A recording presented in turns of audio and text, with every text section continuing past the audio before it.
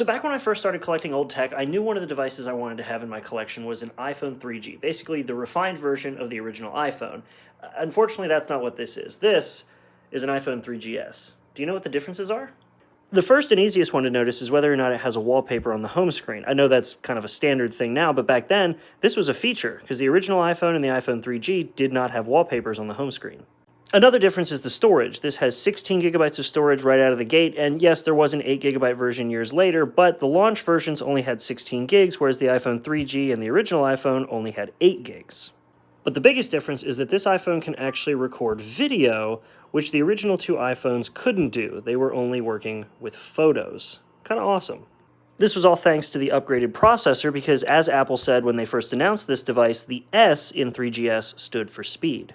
So if you collect old tech like me, make sure to look for those differences so that you don't accidentally end up with an iPhone 3GS like I did.